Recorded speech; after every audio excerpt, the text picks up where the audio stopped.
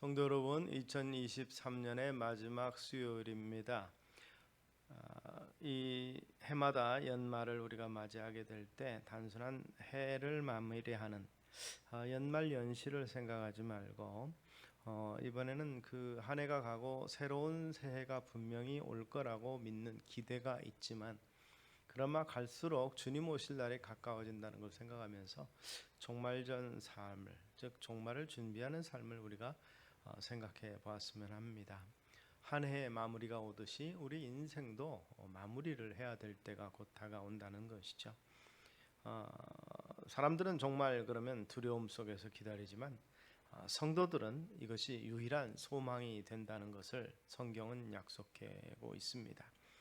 주의 재림이 가까워지는 종말의 시대에 사는 우리들, 어떻게 믿음을 지켜나갈 수 있을까 생각을 해보는데, 베드로는 간단하게 표현합니다. 깨어있으라. 만물이 마지막이 가까웠으니 그러므로 너희는 정신을 차리고 근신하여 기도하라. 베드로전서 4장 7절에서 이렇게 당부하고 있습니다. 세상의 향락과 정욕에 도취되어서 잠이 들지 않도록 경성해야 한다는 것입니다. 기도에서 하나님의 뜻을 분별하는데 게을르지 말아야 될 것입니다. 천년을 하루같이 기다리고 인내하셨던 하나님께서 이제 곧 오시는데, 회개하지 않은 사람에게 하루를 천년같이 여기시고 심판을 내리실 것입니다. 그런 면에서 우리에게 하나님이 요구하시는 것이 무엇인가? 그것은 거룩과 경건일 것입니다. 먼저 거룩을 우리가 생각을 해봅니다. 그 역사학자 플리니우스가 트라얀 황제에게 이 그리스도인의 삶에 대해서 자기가 겪은 것을, 그런 얘기를 편지로 써서 보고하는 내용이 있습니다. 그리스도인들은 음란하지 않고 도둑질하지 않고 약속을 지킵니다. 그것을 어기지 않습니다. 거짓말은 결코 하려고 하지도 않고, 그들은 부채 문제 때문에 대해서도 절대로 깨끗합니다. 이렇게 보고서를 올리는 것을 볼 수 있습니다. 드라이아나 황제 시대 플리니가 살고 있는 마을의 그리스도인 같은 모습만이 아니라도 우리도 그렇게 살아야 될 것입니다. 날마다 거룩한 행실을 나타내며 사는 것이 마땅한 것이죠.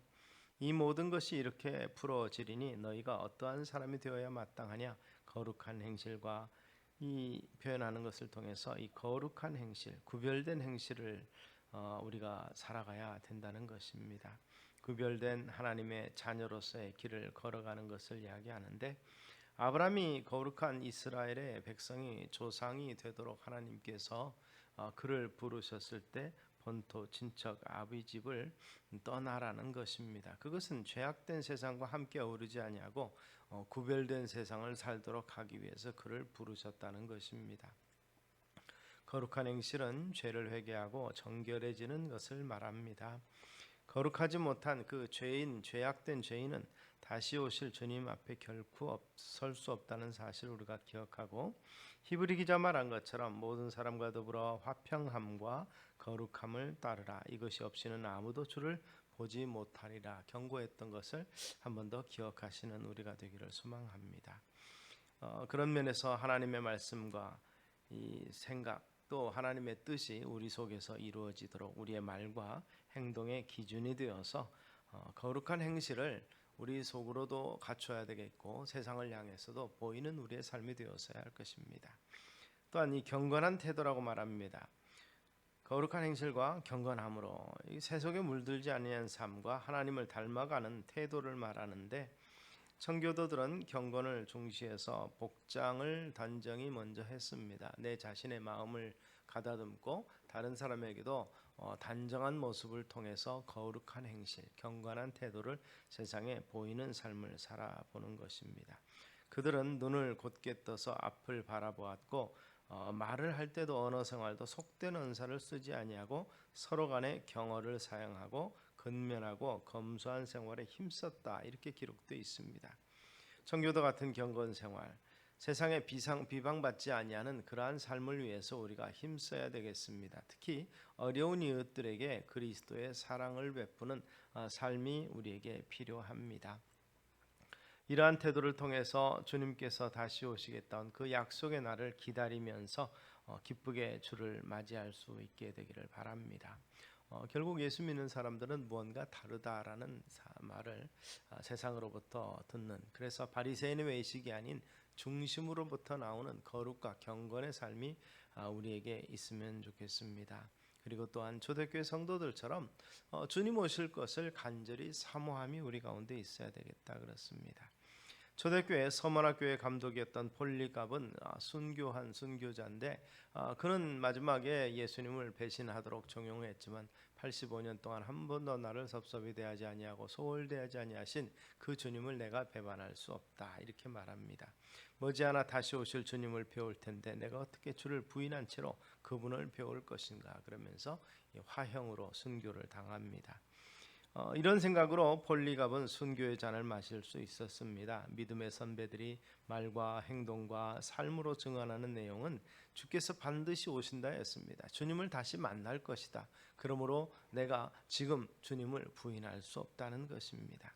이 증언을 믿고 주가 다시 오는 날을 바라보고 우리도 간절히 사모할 수 있게 되기를 소망합니다. 하나님의 날이 임하기를 바라보고 간절히 사모하라. 그날에 하늘에 불이 타서 풀어지고 물질이 뜨거운 불에 녹아지려니와. 베드로는 12절에서 이렇게 말합니다. 하나님의 날, 주 예수께서 재림하는 날을 의미하는데 주를 거부하는 자들에게 심판 날이 될 것이지만 재림을 기다리는 성도들에게는 구원의 완성되는 참 기쁜 날이 될 것입니다. 그리고 영광의 날이 될 것입니다. 그러므로 그 날을 기다리는 간절한 이 사모함이 우리에게 있어야 마땅합니다. 1세기 초대교회 성도들은 교회 모임이 생명력이 넘치는 모임이었다. 역사가들은 그렇게 표현하고 있습니다. 그들은 적은 수였지만 로마를 복음화시켰고 그 힘은 주님의 다시 오심에 대한 기대, 즉 종말적 신앙이었다라고 역사학가들은 평가를 합니다. 그들은 만나고 헤어질 때마다 마라나타, 주께서 다시 오십니다라고 인사했고 그들의 삶의 마지막에 대한 긴박감은 결국 그들로 하여금 거룩하고 경건한 태도로 또 사모함으로 살아가게 만들었다는 것입니다. 핍박이 오고 고난이 생겨도 문제가 되지 않고 종말의 빛에서 그 문제를 바라보았기 때문에 소망 가운데 그것을 견딜 수 있었다는 것입니다. 이 종말은 최후의 심판의 관점에서 오늘의 일을 평가하는 것입니다. 그러기에 삶의 목적과 관심이 세상에 집중되어 있다면 그들은 소망 중의 종말을 기다릴 수가 없이 두려움 가운데서 참으로 지금 오늘이 지나가지 않기를 소망할 것입니다. 그러나 그리스도인들은 다시 올 그날을 기다립니다. 다시 오실 주님 그리고 미래에 주님을 영광스럽게 모실 그날을 소망하기에 오늘이 조금 부족해도 불편해도 견딜 수 있는 것입니다. 오늘 좀 억울해도 견딜 수 있는 것입니다. 지혜로운 인생이란 바로 이 같은 종말을 준비하는 신앙입니다. 한 해를 돌아보면서 올 한 해를 정말 주님이 기뻐하시는 모습으로 이렇게 보내었는가? 그렇다면 혹시라도 또 다른 한 해를 우리에게 주신다면 이제는 소홀하지 아니한 삶으로서 한 해를 주님을 영접하는 마음을 가지고 준비해야겠다고 마음에 결심 내리시는, 그래서 깨어있는 삶으로서의 우리의 모습이 있게 되기를 주의 이름으로 축원합니다. 그렇게 될 때 주님 오셔서 참 잘하였다 칭찬하실 것입니다. 기도하겠습니다.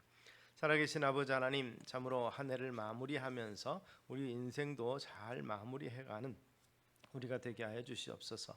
해가 거듭되는 것이 참으로 당연한 것으로 여겨지는 삶에서 참으로 허락하셔야 우리에게 주어지는 새해요. 그 새해는 많은 사람들이 소망하지만 바라지 못하고 얻지 못했던 새해가 우리에게 주어진다는 사실을 우리가 감사함으로 받고 더욱더 주님이 기뻐하시고 주님 앞에 가까이 가는 믿음의 삶을 살기 위해서 참으로 올해 마무리를 잘 준비하는 자 되게 하시고 새날이 주어질 때에 기쁨으로 주님과 함께 행하는 우리의 모습 되게 하여 주시옵소서. 참으로 잘 마무리함으로 말미암아서 우리 하나님 앞에 서게 될 때 부끄러움 없는 자들 될 수 있도록 은총 더해 주시기를 소망하옵고 예수님 이름으로 기도드리옵나이다. 아멘.